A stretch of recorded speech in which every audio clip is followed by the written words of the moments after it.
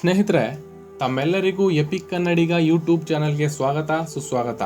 ಸ್ನೇಹಿತರೆ, ಭಾರತದ ಸಂವಿಧಾನದ ರಚನಾಕಾರ, ಸಮಾಜ ಸುಧಾರಕ, ಜಾತಿ ವಿರೋಧಿ ಹೋರಾಟಗಾರರಾದ ಡಾಕ್ಟರ್ ಬಾಬಾ ಸಾಹೇಬ್ ಅಂಬೇಡ್ಕರ್ ಅವರ ಜೀವನ, ಇವರು ಕಂಡ ಕನಸುಗಳು, ಅನುಭವಿಸಿದ ಸಂಕಷ್ಟಗಳು ಮತ್ತೆ ಸಮಾಜಕ್ಕೆ ನೀಡಿದ ಕೊಡುಗೆಗಳ ಬಗ್ಗೆ ತಿಳ್ಕೊಂಡು ಬರೋಣ ಬನ್ನಿ.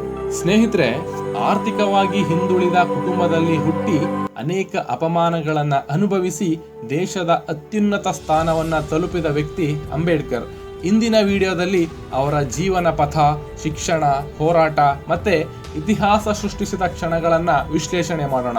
ಅದಕ್ಕಿಂತ ಮೊದಲು ನೀವು ನಮ್ಮ ಎಪಿಕ್ ಕನ್ನಡಿಗ ಯೂಟ್ಯೂಬ್ ಚಾನಲ್ನ ಸಬ್ಸ್ಕ್ರೈಬ್ ಆಗಿಲ್ಲ ಅಂದರೆ ಈ ಕೂಡಲೇ ಸಬ್ಸ್ಕ್ರೈಬ್ ಆಗಿ ಹೊಸ ವಿಡಿಯೋಗಳ ನೋಟಿಫಿಕೇಶನ್ಗಾಗಿ ಬೆಲ್ ಐಕಾನ್ ಕ್ಲಿಕ್ ಮಾಡಿ. ಸ್ನೇಹಿತರೆ, ಡಾಕ್ಟರ್ ಬಿ.ಆರ್. ಅಂಬೇಡ್ಕರ್ ಅವರು 14 ಏಪ್ರಿಲ್ 1891ರಲ್ಲಿ ಮಧ್ಯಪ್ರದೇಶದ ಮಾಹೋ ಎಂಬ ಮಿಲಿಟರಿ ಕ್ಯಾಂಪ್ನಲ್ಲಿ ಹುಟ್ಟುತ್ತಾರೆ. ಅಂಬೇಡ್ಕರ್ ಅವರು ಮೂಲತಃ ಮಹಾರಾಷ್ಟ್ರದ ರತ್ನಗಿರಿ ಜಿಲ್ಲೆಯ ಖೇಡಾ ತಾಲೂಕಿನ ಅಂಬೇವಾಡಿ ಗ್ರಾಮದವರು.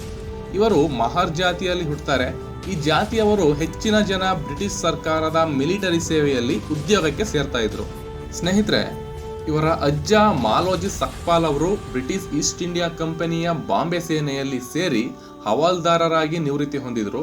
ಇವರು ಆ ಕಾಲಕ್ಕೆ 19 ಮೆಡಲ್ಗಳನ್ನು ಗಳಿಸಿದ್ರು. ಇವರಿಗೆ ಇಬ್ಬರು ಮಕ್ಕಳು, ರಾಮಾಜಿ ಸಕ್ಪಾಲ್ ಮತ್ತೆ ಮೀರಾ ಸಕ್ಪಾಲ್. ರಾಮಾಜಿ ಸಕ್ಪಾಲ್ ಅವರ ಹೆಂಡತಿ ಭೀಮಾಬಾಯಿ. ಇವರು ಮಹಾರಾಷ್ಟ್ರದ ಥಾಣೆ ಜಿಲ್ಲೆಯ ಮುರಬಾದಕರ್ ಎಂಬ ಅಸ್ಪೃಶ್ಯ ಕುಟುಂಬಕ್ಕೆ ಸೇರಿದವರು. ಇವರ ತಂದೆ ಹಾಗೂ 6 ಜನ ಚಿಕ್ಕಪ್ಪಂದಿರು ಸೈನ್ಯದಲ್ಲಿ ಸುಬೇದಾರರಾಗಿದ್ರು. ರಾಮಾಜಿ ಮತ್ತೆ ಭೀಮಾಬಾಯಿರವರು ಇಬ್ಬರೂ ಸಹ ಕಷ್ಟ ಸಹಿಷ್ಣುಗಳಾದ ಸತಿಪತಿಗಳಾಗಿದ್ರು. ಇವರಿಗೆ 14 ಜನ ಮಕ್ಕಳು. ಈ 14ನೇ ಮಗುವೆ ಅಂಬೇಡ್ಕರ್. ಅಂಬೇಡ್ಕರ್ ಅವರ ಮೊದಲ ಹೆಸರು ಭೀಮ್ರಾವ್ ಅಂತ ಇತ್ತು.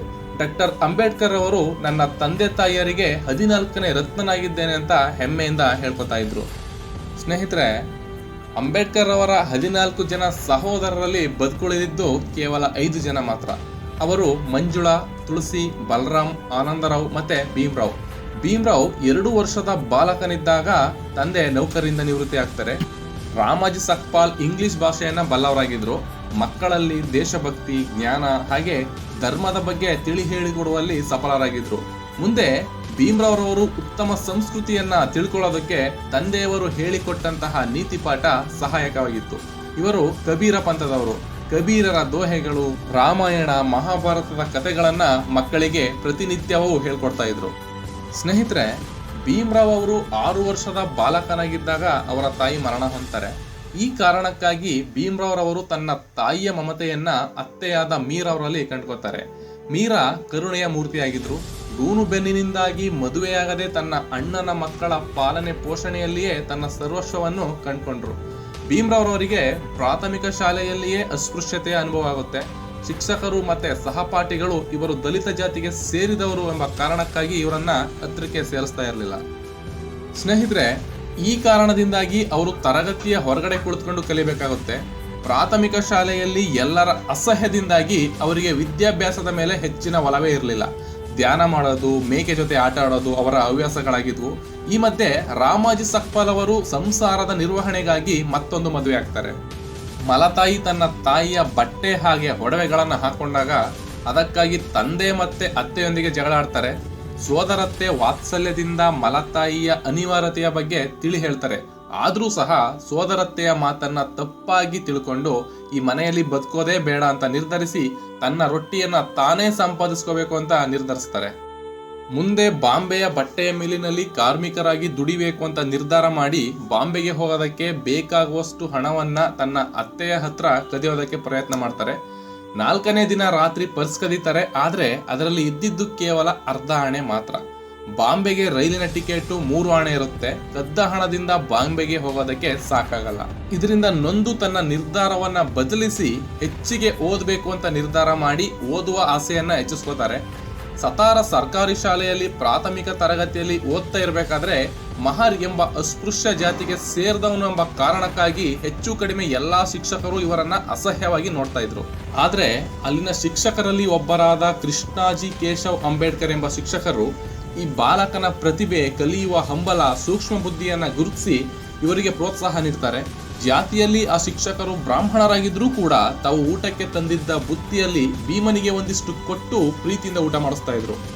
ಇದೇ ಕೃಷ್ಣಾಜಿ ಕೇಶವ್ ಅಂಬೇಡ್ಕರ್ ಭೀಮ್ರಾವ್ನ ಹೆಸರನ್ನ ತಮ್ಮ ಅಡ್ಡ ಹೆಸರಾದ ಅಂಬೇಡ್ಕರ್ ಎಂಬ ಹೆಸರನ್ನು ಅವರ ಅಡ್ಡ ಹೆಸರಿಗೆ ಬದಲಿಸಿಕೊಡ್ತಾರೆ. ಅಂದ್ರೆ ಹಾಜರಿಯಲ್ಲಿ ಅವರ ಹೆಸರು ಭೀಮ್ರಾವ್ ರಾಮ್ಜಿ ಅಂಬೇಡ್ಕರ್ ಅಂತ ಇರುತ್ತೆ. ಶಿಕ್ಷಕರು ಅದನ್ನ ಭೀಮ್ರಾವ್ ರಾಮ್ಜಿ ಅಂಬೇಡ್ಕರ್ ಅಂತ ತಿದ್ದಿದ್ರು. ಅಂದಿನಿಂದ ಭೀಮ್ರಾವ್ ಅಂಬೇಡ್ಕರ್ ಆಗ್ತಾರೆ. ಸ್ನೇಹಿತರೆ, ಪ್ರಾಥಮಿಕ ಶಿಕ್ಷಣವನ್ನ ಹಲವಾರು ನೋವು ಮತ್ತೆ ಅವಮಾನಗಳಿಂದ ಮುಗಿಸಿ ಮಾಧ್ಯಮಿಕ ಶಿಕ್ಷಣಕ್ಕಾಗಿ ಬಾಂಬೆಯ ಸರ್ಕಾರಿ ಪ್ರೌಢಶಾಲೆಯಾದ ಎಲಿಫಿನ್ಸ್ಟನ್ ಹೈಸ್ಕೂಲಿಗೆ ಸೇರೋದಕ್ಕೆ ನಿರ್ಧಾರ ಮಾಡ್ತಾರೆ. ಸತಾರದಂತೆ ಇವರಿಗೆ ಹೆಚ್ಚು ಶೋಷಣೆ, ಅನ್ಯಾಯ, ಚುಚ್ಚುಮಾತು, ಅಪಮರ್ಯಾದೆ ಇರೋದಿಲ್ಲ ಅನ್ನೋ ಭಾವನೆಯೊಂದಿಗೆ ಬಾಂಬೆಗೆ ಹೋಗಿ ಕಾರ್ಮಿಕರ ಬಡಾವಣೆ ಪರೇಲಾ ಅನ್ನೋ ಒಂದು ಕೋಣೆಯಲ್ಲಿ ಬಾಡಿಗೆ ಹಿಡಿದು ಶಾಲೆಗೆ ಸೇರ್ತಾರೆ. ಆದರೆ ಶಾಲೆಗೆ ಸೇರುವ ಸಂದರ್ಭದಲ್ಲಿಯೇ ಇವರಿಗೆ ಅಸ್ಪೃಶ್ಯತೆಯ ಅನುಭವ ಆಗುತ್ತೆ. ಶಾಲೆಯಲ್ಲಿ ಮೊದಲನೇ ಭಾಷೆ ಮರಾಠಿಯಾಗಿಯೂ ಎರಡನೇ ಭಾಷೆ ಸಂಸ್ಕೃತವನ್ನ ಕಲಿಯೋದಕ್ಕೆ ಇಚ್ಛಿಸ್ತಾರೆ. ಆದ್ರೆ ಸಂಸ್ಕೃತ ಶಿಕ್ಷಕರು ಇವರಿಗೆ ಸಂಸ್ಕೃತ ಕಲಿಸೋದಕ್ಕೆ ನಿರಾಕರಿಸ್ತಾರೆ. ಅದಕ್ಕಾಗಿಯೇ ಅನಿವಾರ್ಯವಾಗಿ ಪಾರ್ಸಿ ಭಾಷೆಯನ್ನ ಕಲಿಯೋದಕ್ಕೆ ನಿರ್ಧರಿಸ್ತಾರೆ. ಹೈಸ್ಕೂಲ್ನಲ್ಲೂ ಇವರಿಗೆ ಅಸ್ಪೃಶ್ಯತೆಯ ಅನುಭವ ಆಗುತ್ತೆ. ಶಿಕ್ಷಕರು ಬೋರ್ಡ್ ಮೇಲೆ ಹಾಕಲಾಗಿದ್ದ ಗಣಿತದ ಲೆಕ್ಕವನ್ನ ಶಾಲೆಯ ಯಾವ ವಿದ್ಯಾರ್ಥಿಯೂ ಕೂಡ ಬಿಡಿಸದೇ ಇದ್ದಾಗ ಭೀಮ್ರಾವ್ ಬಿಡಿಸೋದಕ್ಕೆ ಬರ್ತಾರೆ. ಶಾಲೆಯ ಶಿಕ್ಷಕರು ಅನುಮತಿಯನ್ನ ನೀಡ್ತಾರೆ. ಆದ್ರೆ ವಿದ್ಯಾರ್ಥಿಗಳು ತಮ್ಮ ಊಟದ ಬುತ್ತಿಯನ್ನ ಬೋರ್ಡಿನ ಹಿಂದ್ಗಡೆ ಇಟ್ಟಿರೋದ್ರಿಂದ ಮಹರ್ ಜಾತಿಯ ವಿದ್ಯಾರ್ಥಿ ಬೋರ್ಡ್ ಮುಟ್ಟಿದ್ರೆ ಬುತ್ತಿ ಮೈಲಿಗೆ ಆಗುತ್ತೆ ಅಂತ ನಿರಾಕರಿಸ್ತಾರೆ. ಇಂತಹ ಕಹಿ ಅನುಭವಗಳ ಮಧ್ಯೆನೇ ಅಂಬೇಡ್ಕರ್ 1907ರಲ್ಲಿ 10ನೇ ತರಗತಿಯಲ್ಲಿ ಪಾಸಾಗ್ತಾರೆ. ಅಸ್ಪೃಶ್ಯರಲ್ಲಿಯೇ ಇವರು ಹೆಚ್ಚಿನ ಅಂಕಗಳನ್ನ ಪಡೆದು ಪಾಸಾದ ಮೊದಲನೇ ವಿದ್ಯಾರ್ಥಿ ಆಗ್ತಾರೆ. ಅಸ್ಪೃಶ್ಯರ ವರ್ಗದವರು ಈ ಬಾಲಕನಿಗೆ ಸನ್ಮಾನ ಸಮಾರಂಭವನ್ನ ಹಮ್ಮಿಕೊಳ್ಳೋದಕ್ಕೆ ಆಗಿನ ಸಮಾಜ ಸುಧಾರಕರಾದ SK ಬೋಲೆಯವರು ನಿರ್ಧರಿಸ್ತಾರೆ. ಸರಕಾರಿ ಶಾಲೆಯ ನಿವೃತ್ತ ಶಿಕ್ಷಕರು ಈ ಸಮಾರಂಭದ ಮುಖ್ಯ ಅತಿಥಿಗಳಾಗಿ ಆಗಮಿಸ್ತಾರೆ. ಅಂಬೇಡ್ಕರ್ ಅವರನ್ನ ತುಂಬು ಹೃದಯದಿಂದ ಅಭಿನಂದಿಸಿ, ನೀವು ನಮ್ಮ ಸಮಾಜದ ಮತ್ತೆ ಭಾರತದ ಸುಧಾರಕರಾಗಬೇಕು ಅಂತ ಹೇಳಿ ಹರಸ್ತಾರೆ. ಮತ್ತೆ ಉನ್ನತ ವ್ಯಾಸಂಗಕ್ಕೆ ತಮ್ಮ ಕೈಲಾದ ಸಹಾಯವನ್ನ ಮಾಡ್ತೀನಿ ಅಂತ ಪ್ರೋತ್ಸಾಹಿಸ್ತಾರೆ. ತಾವೇ ಬರೆದ ಭಗವಾನ್ ಬುದ್ಧನ ಚರಿತ್ರೆಯ ಪುಸ್ತಕವನ್ನ ಭೀಮ್ರಾವ್ನಿಗೆ ನೀಡ್ತಾರೆ. ಅಂಬೇಡ್ಕರ್ ಅವರು ಬೌದ್ಧ ಧರ್ಮದ ಕಡೆ ವಾಲೋದಕ್ಕೆ ಈ ಪುಸ್ತಕ ಪ್ರೋತ್ಸಾಹ ನೀಡುತ್ತೆ. ಅಂಬೇಡ್ಕರ್ ಅವರು 10ನೇ ತರಗತಿ ಪಾಸಾದ ನಂತರ ಇವರ ಮನೆಯವರು ಡಾಪೋಲಿಯ ಬಿಕು ದೋತ್ರೆ ವಾಲಂಕರ್ ಅವರ ಎರಡನೆಯ ಪುತ್ರಿ ರಮಾಬಾಯಿ ಅವರೊಂದಿಗೆ ಮದುವೆ ಮಾಡ್ತಾರೆ. ಆಗ ಅವರಿಗೆ 17 ವರ್ಷ, ರಮಾಬಾಯಿ ಅವರಿಗೆ 9 ವರ್ಷ ವಯಸ್ಸಾಗಿತ್ತು. ಸ್ನೇಹಿತರೆ, ಮುಂದಿನ ಅಭ್ಯಾಸಕ್ಕಾಗಿ ಎಲಿಫಿನ್ಸ್ಟನ್ ಸೇರಿದ ಅಂಬೇಡ್ಕರ್ 1912ರಲ್ಲಿ ಎಲಿಫಿನ್ಸ್ಟನ್ ಕಾಲೇಜಿನಿಂದ BA ಮುಗಿಸ್ತಾರೆ. ಇವರಿಗೆ KA ಕೆಲಸ್ಕರ್ ರವರು PUC ಮತ್ತೆ BA ವ್ಯಾಸಂಗಕ್ಕಾಗಿ ಬರೋಡದ ಮಹಾರಾಜರಿಂದ ತಿಂಗಳಿಗೆ 25 ರೂಪಾಯಿಗಳ ಸ್ಕಾಲರ್ಶಿಪ್ ಅನ್ನ ಕೊಡಿಸ್ತಾರೆ. BA ಓದುವಾಗ ಪ್ರೊಫೆಸರ್ ಮುಲ್ಲರ್ ಅನ್ನೋರು ಹೆಚ್ಚು ಪ್ರೋತ್ಸಾಹವನ್ನ ಕೊಡ್ತಾರೆ. ಅದಕ್ಕಾಗಿ ಅಂಬೇಡ್ಕರ್ ಅವರಿಗೆ ಇವರು ಆದರ್ಶವಾಗ್ತಾರೆ. ಮೊದಲೇ ಸಯ್ಯಾಜಿರಾವ್ ಗಾಯಕ್ವಾಡ್ ರೊಂದಿಗೆ ಮಾಡಿಕೊಂಡಂತಹ ಒಪ್ಪಂದದಂತೆ BA ಮುಗಿದ ನಂತರ ಬರೋಡದ ಮಹಾರಾಜರ ಆಸ್ಥಾನದಲ್ಲಿ ಮಿಲಿಟರಿ ಲೆಫ್ಟಿನೆಂಟ್ ಆಗಿ ನೇಮಕ ಆಗ್ತಾರೆ. ಆದ್ರೆ ಅವರು ಅಲ್ಲಿ ಹೆಚ್ಚು ಕಾಲ ಕೆಲಸ ಮಾಡೋದಿಲ್ಲ. ಕೇವಲ 15 ದಿನಗಳ ಕಾಲ ಕೆಲಸ ಮಾಡ್ತಾರೆ. ತಂದೆ ಅನಾರೋಗ್ಯದಿಂದಿದ್ದಾರೆ ಅನ್ನೋ ಟೆಲಿಗ್ರಾಮ್ ಬಂದಾಗ ಅವರು ಬರೋಡದಿಂದ ಬಾಂಬೆಗೆ ಬರ್ತಾರೆ. ತಂದೆ ಅಂತಿಮ ಕ್ಷಣವನ್ನ ಎಣಿಸ್ತಾ ಇದ್ರು.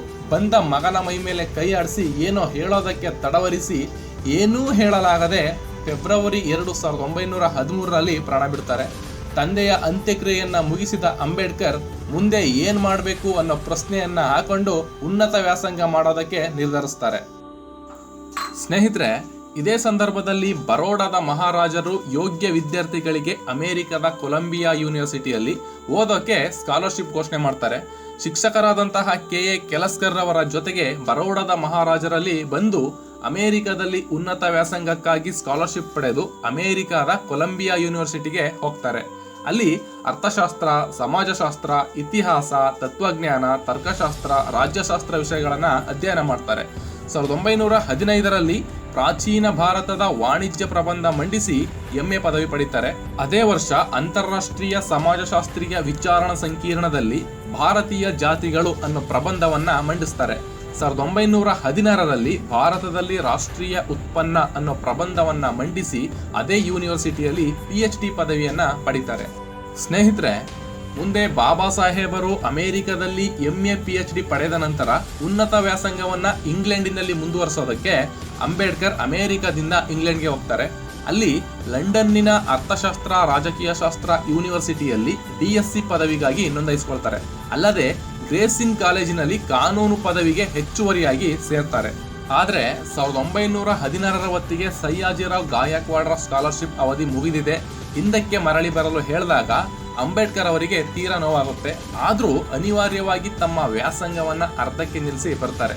ಬರುವಾಗ ಅಂಬೇಡ್ಕರ್ ತಮ್ಮ ಗುರುಗಳಿಗೆ ವಿನಂತಿಸಿ ತಮ್ಮ ಅಡ್ಮಿಷನ್ ಅನ್ನ ರದ್ದು ಮಾಡದಂತೆ ಕೋರಿ 4 ವರ್ಷದ ನಂತರ ಮರಳಿ ಬರ್ತೀನಿ ಅಂತ ಹೇಳಿ ಬರ್ತಾರೆ. ಸ್ನೇಹಿತರೆ, ಪೂರ್ವ ನಿರ್ಧರಿತ ಒಪ್ಪಂದದಂತೆ ಅಂಬೇಡ್ಕರ್ ಬರೋಡಾದ ಮಹಾರಾಜರ ಆಸ್ಥಾನದಲ್ಲಿ ಸೈನ್ಯದ ಕಾರ್ಯದರ್ಶಿಗಳಾಗಿ ಕೆಲಸಕ್ಕೆ ಸೇರ್ಕೋತಾರೆ. ಮಹಾರಾಜರಿಗೆ ತಿಳಿಯದಂತೆ ಅಲ್ಲಿಯೇ ಆಸ್ಥಾನದ ಹಿರಿಯ ಮಂತ್ರಿಗಳು ಇವರೊಂದಿಗೆ ಅಸ್ಪೃಶ್ಯತೆಯನ್ನ ಆಚರಣೆ ಮಾಡ್ತಾರೆ. ಸಾಮಾನ್ಯ ಸಿಪಾಯಿ ಕೂಡ ಇವರ ಫೈಲ್ಗಳನ್ನ ಮುಟ್ಟಿಸ್ಕೊಳ್ತಾ ಇರಲಿಲ್ಲ. ಉಳ್ಕೊಳ್ಳೋದಕ್ಕೆ ಆಸ್ಥಾನದಲ್ಲಿ ನಿವೇಶನ ನೀಡಲಿಲ್ಲ. ಮತ್ತೆ ಉಳಿದಿದ್ದ ಪಾರ್ಸಿ ಹೋಟೆಲ್ನಿಂದ ಇವರನ್ನ ದಬ್ಬಿ ಹೊರಹಾಕ್ತಾರೆ. ಸ್ನೇಹಿತರೆ, ಈ ಅನಿವಾರ್ಯತೆಯಿಂದಾಗಿ ಅಲ್ಲಿ ಕೆಲಸ ಮಾಡೋದಕ್ಕೆ ಆಗದೆ ಬಾಂಬೆಗೆ ಬರ್ತಾರೆ. ಬಂದ ಕೆಲವು ದಿನಗಳಲ್ಲಿ ಅವರ ಮಲತಾಯಿ ಮರಣ ಹೊಂದ್ತಾರೆ. ಅಂಬೇಡ್ಕರ್ ಸಿಡ್ಯಾಮ್ ಕಾಲೇಜಿನಲ್ಲಿ ಉಪನ್ಯಾಸಕರಾಗಿ ಸೇವೆಗೆ ಸೇರ್ತಾರೆ. ಈ ಸರ್ಕಾರಿ ಕಾಲೇಜಿನಲ್ಲಿಯೂ ಕೂಡ ಇವರ ಜೊತೆಗೆ ಅಸ್ಪೃಶ್ಯತೆಯನ್ನ ಆಚರಣೆ ಮಾಡ್ತಾರೆ. ಮುಂದೆ ಉಪನ್ಯಾಸಕರಿಗಾಗಿ ಕುಡಿಯಲು ಇಟ್ಟ ನೀರಿನ ಪಾತ್ರೆಯಿಂದ ಅಂಬೇಡ್ಕರ್ ನೀರನ್ನು ಕುಡಿದಾಗ ಗುಜರಾತ್ನ ಉಪನ್ಯಾಸಕರೊಬ್ಬರು ಆಕ್ಷೇಪ ಮಾಡ್ತಾರೆ. ಮುಂದೆ 1920ರಲ್ಲಿ ಮೂಕನಾಯಕ ಅನ್ನೋ ಪತ್ರಿಕೆಯನ್ನ ಪ್ರಕಟಿಸ್ತಾರೆ. ಈ ಅವಧಿಯಲ್ಲಿ ಅಂಬೇಡ್ಕರ್ ಅವರಿಗೆ ಕೊಲ್ಲಾಪುರದ ಸಾಹು ಮಹಾರಾಜರು ಅಂಬೇಡ್ಕರ್ ಅವರ ಉನ್ನತ ವ್ಯಾಸಂಗಕ್ಕಾಗಿ ಸ್ಕಾಲರ್ಶಿಪ್ ನೀಡೋದಕ್ಕೆ ಮುಂದಾಗ್ತಾರೆ. ಹೇಗೂ ಅಂಬೇಡ್ಕರ್ ಅವರು ಕಾಲೇಜಿನಲ್ಲಿ ಉಪನ್ಯಾಸ ಮಾಡಿ ಕೂಡಿಟ್ಟ ಸ್ವಲ್ಪ ಹಣ, ಸಾಹು ಮಹಾರಾಜರಿಂದ ಸ್ಕಾಲರ್ಶಿಪ್ ಮತ್ತೆ ಆತ್ಮೀಯ ಪಾರ್ಸಿ ಗೆಳೆಯ ನವಲಬೆತ್ನಿಂದ ಸ್ವಲ್ಪ ಹಣ ಸಾಲ ಪಡೆದು ಅಂಬೇಡ್ಕರ್ ಅವರು ಉನ್ನತ ವ್ಯಾಸಂಗಕ್ಕೆ ಲಂಡನ್ಗೆ ಹೋಗ್ತಾರೆ. ಅಲ್ಲಿ 1920ರಲ್ಲಿ London School of Economics and Political Science ಯೂನಿವರ್ಸಿಟಿಯಲ್ಲಿ MSc ಪದವಿಗಾಗಿ ನೋಂದಾಯಿಸ್ಕೊಳ್ತಾರೆ. ಹಗಲು ರಾತ್ರಿ ಅಧ್ಯಯನ ಮಾಡ್ತಾರೆ.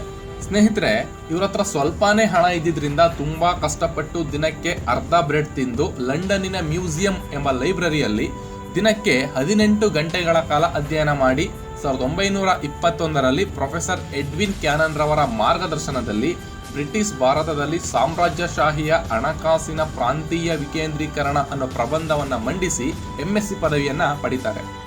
ಸ್ನೇಹಿತರೆ, ಬಾಬಾ ಸಾಹೇಬರು ಇದೇ ರೀತಿ ವಿದ್ಯಾರ್ಜನೆಯನ್ನ ಮಾಡಿ 1921ರಲ್ಲಿ DSc ಪದವಿಗಾಗಿ ನೋಂದಾಯಿಸಿಕೊಳ್ತಾರೆ.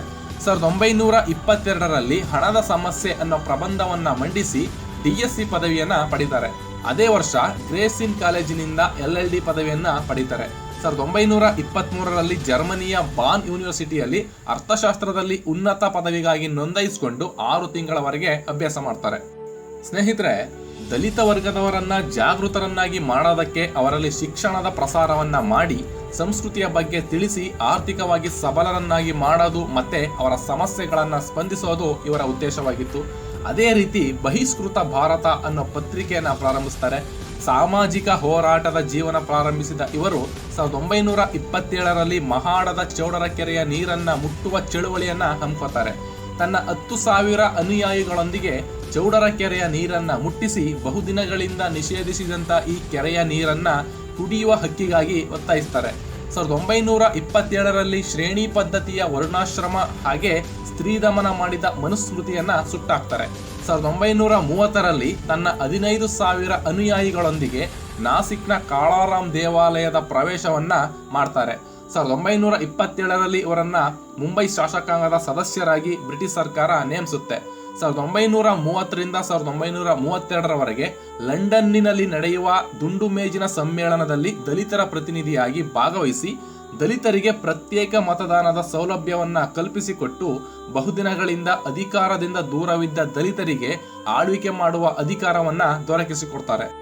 ಇಂಗ್ಲೆಂಡಿನ ಪ್ರಧಾನಿಯಾಗಿದ್ದ ಮ್ಯಾಕ್ಡೊನಾಲ್ಡ್ ಕೋಮು ಆದೇಶದ ಮೂಲಕ ಈ ಅಧಿಕಾರವನ್ನ ದಲಿತರಿಗೆ ನೀಡ್ತಾರೆ. ಆದ್ರೆ ಗಾಂಧೀಜಿ ದಲಿತರಿಗೆ ಪ್ರತ್ಯೇಕ ಮತದಾನ ಬೇಡ, ಇದರಿಂದ ಹಿಂದೂ ಧರ್ಮ ಒಡೆದು ಹೋಗುತ್ತೆ ಅಂತ ಹೇಳಿ ಪುಣೆಯ ಎರವಾಡ ಜೈಲಿನಲ್ಲಿ ಅಮರಣಾಂತ ಉಪವಾಸ ಸತ್ಯಾಗ್ರಹವನ್ನ ಮಾಡ್ತಾರೆ.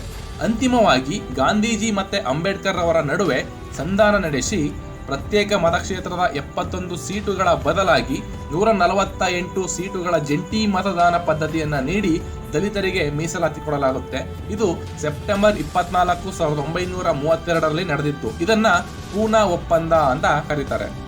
ಬಾಬಾ ಸಾಹೇಬರು ಅಸ್ಪೃಶ್ಯರಿಗಾಗಿ ಮತ್ತೆ ಅವರ ಸಾಮಾಜಿಕ ಆರ್ಥಿಕ ಪ್ರಗತಿಗಾಗಿ ನಿರಂತರವಾದ ಹೋರಾಟವನ್ನ ಬ್ರಿಟಿಷರ ಮತ್ತು ವರ್ಣ ವ್ಯವಸ್ಥೆಯ ವಿರುದ್ಧ ನಡೆಸ್ತಾರೆ. 1935ರಲ್ಲಿ ಎಲ್ಲ ಸಮ್ಮೇಳನದಲ್ಲಿ ಅಂಬೇಡ್ಕರ್ ಅವರು ತಾನು ಹಿಂದೂ ಧರ್ಮದಲ್ಲಿ ಇರೋದಿಲ್ಲ, ನಾನು ಹಿಂದುವಾಗಿ ಹುಟ್ಟಿದ್ದು ಅನಿಶ್ಚಿತವಾಗಿ, ಆದ್ರೆ ಹಿಂದುವಾಗಿ ಮಾತ್ರ ಸಾಯಲ್ಲ ಅಂತ ಪ್ರತಿಜ್ಞೆ ಮಾಡ್ತಾರೆ. ಅದೇ ವರ್ಷ 1935ರಲ್ಲಿ ಅವರ ಪತ್ನಿ ರಮಾಬಾಯಿ ಅವರು ತೀರ್ಕೊತಾರೆ. 1946ರಲ್ಲಿ ಸಂವಿಧಾನ ರಚನಾ ಸಭೆಗೆ ಬಂಗಾಳ ಪ್ರಾಂತ್ಯದಿಂದ ಆಯ್ಕೆಯಾಗಿ ಮುಂದೆ 1947ರಲ್ಲಿ ಕರಡು ಸಮಿತಿ ಅಧ್ಯಕ್ಷರಾಗಿ ನೇಮಕ ಆಗ್ತಾರೆ. ಸತತವಾಗಿ 3 ವರ್ಷಗಳವರೆಗೆ ಹಗಲು ರಾತ್ರಿ ಸಂವಿಧಾನವನ್ನ ಬರೆದು 1949ರಲ್ಲಿ ಮುಗಿಸ್ತಾರೆ ಸಂವಿಧಾನದ ಶಿಲ್ಪಿ ಬಾಬಾ ಸಾಹೇಬ್ ಅಂಬೇಡ್ಕರ್. ಸ್ನೇಹಿತರೆ, 1947ರಲ್ಲಿ ಕಾನೂನು ಮಂತ್ರಿಯಾಗಿ ಪಂಡಿತ್ ಜವಾಹರ್ಲಾಲ್ ನೆಹರೂರವರ ಮಂತ್ರಿಮಂಡಲದಲ್ಲಿ ಇವರು ಪ್ರಧಾನಮಂತ್ರಿಯವರಿಗೆ ಆತ್ಮೀಯರಾಗ್ತಾರೆ. ನೆಹರೂರವರ ಸಹಕಾರ ಪಡೆದು ಅಂಬೇಡ್ಕರ್ ದೇಶದ ಮಹಿಳಾ ವಿಮೋಚನೆಗೆ ಮುಂದಾಗ್ತಾರೆ. ಮನುಸ್ಮೃತಿಯ ಮೂಲಕ ಶೋಷಿತ ಮಹಿಳೆಯರನ್ನ ಬಿಡುಗಡೆಗೊಳಿಸೋದಕ್ಕೆ ದ ಹಿಂದೂ ಕೋಡ್ ಬಿಲ್ ಅನ್ನ ರಚನೆ ಮಾಡಿ ಪಾರ್ಲಿಮೆಂಟ್ ನಲ್ಲಿ ಮಂಡಿಸ್ತಾರೆ. ಸಂಪ್ರದಾಯವಾದಿಗಳಿಂದ ಕೂಡಿದ ಪಾರ್ಲಿಮೆಂಟ್ ನ ಸಭೆಯಲ್ಲಿ ಮಹಿಳೆಯರಿಗೆ ಹಿಂದೂ ಕೋಡ್ ಬಿಲ್ ನಲ್ಲಿ ಕೇಳಲಾದ ಹಕ್ಕುಗಳನ್ನ ನಿರಾಕರಿಸುತ್ತೆ. ಸ್ನೇಹಿತರೆ, ಹಿಂದೂ ಕೋಡ್ ಬಿಲ್ ನಲ್ಲಿ ಪ್ರಮುಖವಾಗಿ 4 ಅಂಶಗಳಿದ್ವು. ಮೊದಲನೇದಾಗಿ ಮಹಿಳೆಯೂ ಕೂಡ ತನ್ನ ಪತಿಯನ್ನ ಆಯ್ಕೆ ಮಾಡುವಂತಹ ಹಕ್ಕು. ಎರಡನೇದು ಪುರುಷರ ಹಾಗೆ ವಿಚ್ಛೇದನವನ್ನ ನೀಡುವಂತಹ ಹಕ್ಕು.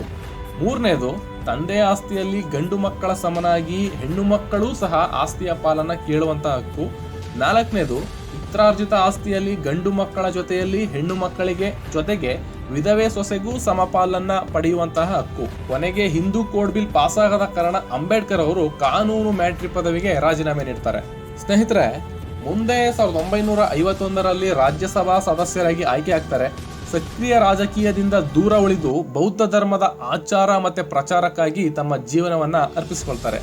ಬದುಕಿನ ಕೊನೆ ದಿನಗಳಲ್ಲಿ ಬೌದ್ಧ ಧರ್ಮವನ್ನ ಸ್ವೀಕಾರ ಮಾಡಿ ಅಕ್ಟೋಬರ್ 14, 1956ರಲ್ಲಿ ತನ್ನ 5 ಲಕ್ಷ ಅನುಯಾಯಿಗಳೊಂದಿಗೆ ಪತ್ನಿ ಸವಿತಾ ಅಂಬೇಡ್ಕರ್ ಜೊತೆಗೆ ನಾಗ ಜನತೆಯ ಮೂಲ ನಾಡಾದ ನಾಗಪುರದಲ್ಲಿ ಬೌದ್ಧ ಧರ್ಮವನ್ನ ಸ್ವೀಕಾರ ಮಾಡಿ ಹಿಂದುವಾಗಿ ಸಾಯಲಾರೆ ಎಂಬ ಪ್ರತಿಜ್ಞೆಯನ್ನ ಪೂರ್ಣಗೊಳಿಸ್ತಾರೆ. ಮುಂದೆ ಡಿಸೆಂಬರ್ 6, 1956ರಲ್ಲಿ ದೆಹಲಿಯ ತಮ್ಮ ನಿವಾಸದಲ್ಲಿ ಕೊನೆಯುಸಿರೆಳಿತಾರೆ. ಡಿಸೆಂಬರ್ 7ಕ್ಕೆ ಮುಂಬಯಿಯ ದಾದರ್ನಲ್ಲಿ ಬೌದ್ಧ ಧರ್ಮದ ನಿಯಮದ ಪ್ರಕಾರ ಮಹಾಪರಿನಿರ್ವಾಣದ ವಿಧಿಯನ್ನ ಅಂತ್ಯಕ್ರಿಯೆಯಲ್ಲಿ ಮಾಡಲಾಗುತ್ತೆ. ಸ್ನೇಹಿತರೆ, ಬಾಬಾ ಸಾಹೇಬರ ಕೊನೆ ಈ ಸಂದೇಶವನ್ನ ಓದ್ತಾ ಇದ್ರೆ ಮಗನಿಗೆ ತನ್ನ ತಂದೆಯು ಅಂತಿಮ ದಿನಗಳಲ್ಲಿ, ಮಗ ನೋಡಪ್ಪ, ನಾನು ಕಷ್ಟಪಟ್ಟು ಇಷ್ಟೆಲ್ಲ ಮಾಡಿದ್ದೇನೆ, ಇನ್ನು ಇದನ್ನ ಉಳಿಸ್ಕೊಂಡು ಬೆಳೆಸ್ಕೊಂಡು ಹೋಗೋದು ನಿನ್ನ ಜವಾಬ್ದಾರಿ ಅಂತ ಹೇಳುವಾಗ ಯಾವ ಪರಿಯ ದುಃಖ ಒತ್ತರಿಸಿ ಬರುತ್ತದೆಯೋ ಅದೇ ಭಾವನೆ ಉಕ್ಕಿ ಬರುತ್ತದೆ. ಅಂತಹ ಭಾವ ಉಂಟಾಗುತ್ತೆ. ನಿಜ, ಕೋಟ್ಯಾಂತರ ದಲಿತರ ಆಯುಷ್ಯದ ಒಂದೊಂದು ಕ್ಷಣವನ್ನ ನೀಡಿ ಅಂಬೇಡ್ಕರ್ರನ್ನ ಉಳಿಸ್ಕೊಳ್ಬೋದಾಗಿತ್ತು, ಆದ್ರೆ ಅದು ಸಾಧ್ಯ ಅಲ್ಲ. ಈ ನಿಟ್ಟಿನಲ್ಲಿ ಉಳಿದಿರೋದು ಅವರ ಆ ಅಮರ ಸಂದೇಶ ಮಾತ್ರ. ಅಂದಾಗೆ ಬಾಬಾ ಸಾಹೇಬರ ಆ ಸಂದೇಶವನ್ನ ಅವರ ಆಪ್ತ ಕಾರ್ಯದರ್ಶಿ ಸರ್ ನಾನಕ್ ಚಂದ್ ರತ್ತು ತಮ್ಮ last few years of doctor Ambedkar ಕೃತಿಯಲ್ಲಿ ತುಂಬಾ ವಿವರಣೆಯನ್ನ ನೀಡಿದ್ದಾರೆ. ಸ್ನೇಹಿತರೆ, ಬಾಬಾ ಸಾಹೇಬರ ಕೊನೆಯ ಆ ಸಂದೇಶ ಹೀಗಿತ್ತು: ನನ್ನ ಜೀವಿತದ ಅವಧಿಯಲ್ಲಿ ನನ್ನ ಜನರು ಈ ದೇಶದ ಆಳುವ ವರ್ಗವಾಗುವುದನ್ನ ನಾನು ನೋಡ ಬಯಸಿದ್ದೆ. ರಾಜಕೀಯ ಅಧಿಕಾರವನ್ನ ಸಮಾನತೆಯ ಆಧಾರದ ಮೇಲೆ ಇತರರ ಜೊತೆ ಹಂಚಿಕೊಳ್ಳುವುದನ್ನ ನಾನು ಬಯಸಿದ್ದೆ. ಆದರೆ ಅಂತಹ ಸಾಧ್ಯತೆ ನನಗೆ ಈಗ ಕಾಣಿಸ್ತಾ ಇಲ್ಲ. ಅದೂ ಅಲ್ಲದೆ ಅಂತಹ ಪ್ರಯತ್ನವನ್ನ ನಾನೇ ಮಾಡೋಣ ಅಂದ್ರೆ ನನಗೂ ಕೂಡ ಈಗ ಅನಾರೋಗ್ಯದ ಕಾರಣದಿಂದಾಗಿ ನಿಶ್ಶಕ್ತ ಮತ್ತೆ ನಿರಾಶನಾಗಿದ್ದೇನೆ ಅಂತ ಅಂಬೇಡ್ಕರ್ ತಮ್ಮ ದುಃಖದ ಮೊದಲ ಪುಟವನ್ನ ಬಿಚ್ಚಿಡ್ತಾರೆ. ಮುಂದುವರೆದು ಅವರು ಹಾಗೆ ಹೇಳುವುದಾದರೆ, ನಾನು ಇದುವರೆಗೂ ಏನನ್ನ ಸಾಧಿಸಿ ಪಡೆದಿರುವೆನೋ ಆ ಸಾಧನೆಯ ಫಲವನ್ನ ಶಿಕ್ಷಣ ಪಡೆದ ನನ್ನ ಸಮುದಾಯದ ಕೆಲವು ಮಂದಿ ಅನುಭವಿಸಿ ಮಜಾ ಮಾಡ್ತಾ ಇದ್ದಾರೆ. ತಮ್ಮ ಇನ್ನಿತರ ಶೋಷಿತ ಸಹೋದರರ ಬಗ್ಗೆ ಅವರು ಯಾವುದೇ ಅನುಕಂಪ, ಕಾಳಜಿ ತೋರಿಸ್ತಾ ಇಲ್ಲ. ತಮ್ಮ ಈ ವಂಚನೆಯ ಕ್ರಿಯೆಯಿಂದಾಗಿ ಒಂದು ರೀತಿಯಲ್ಲಿ ಅವರು ಅಯೋಗ್ಯರಾಗಿದ್ದಾರೆ. ವೈಯಕ್ತಿಕ ಹಿತಾಸಕ್ತಿಯನ್ನಷ್ಟೇ ಸಾಧಿಸಿಕೊಂಡು ತಮ್ಮಷ್ಟಕ್ಕೆ ಬದುಕುವ ಅವರು ಒಂದರ್ಥದಲ್ಲಿ ನನ್ನ ಎಲ್ಲಾ ನಿರೀಕ್ಷೆಗಳನ್ನ ಹುಸಿಗೊಳಿಸಿದ್ದಾರೆ. ಅವರಲ್ಲಿ ಯಾರೂ ಕೂಡ ಸಮುದಾಯದ ಸೇವೆಯನ್ನ ಮಾಡೋದಕ್ಕೆ ಮುಂದೆ ಬರ್ತಾ ಇಲ್ಲ.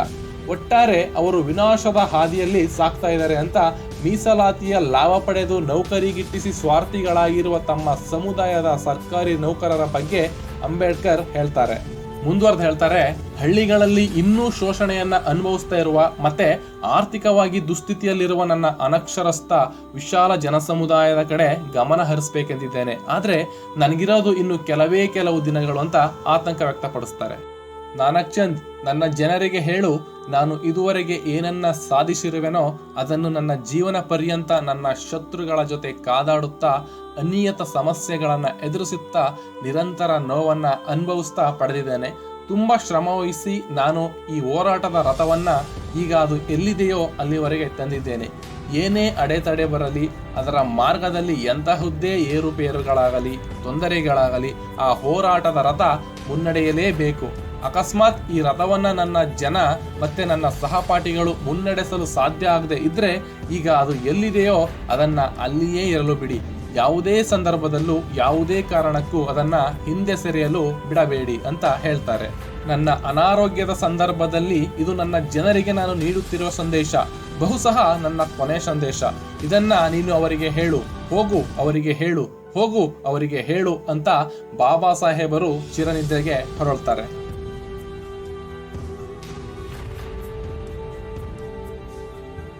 ನೋಡಿದ್ರಲ್ಲ ಸ್ನೇಹಿತರೆ, ಬಾಬಾ ಸಾಹೇಬರ ಜೀವನ ಕಥೆಯನ್ನ. ಇದೇ ಥರದ ಹೊಸ ಮಾಹಿತಿಗಾಗಿ ನಮ್ಮ ಎಪಿಕ್ ಕನ್ನಡಿಗ ಯೂಟ್ಯೂಬ್ ಚಾನಲ್ನ ಸಬ್ಸ್ಕ್ರೈಬ್ ಮಾಡಿ, ಲೈಕ್ ಮಾಡಿ, ಶೇರ್ ಮಾಡಿ. ಜೈ ಹಿಂದ್, ಜೈ ಕರ್ನಾಟಕ.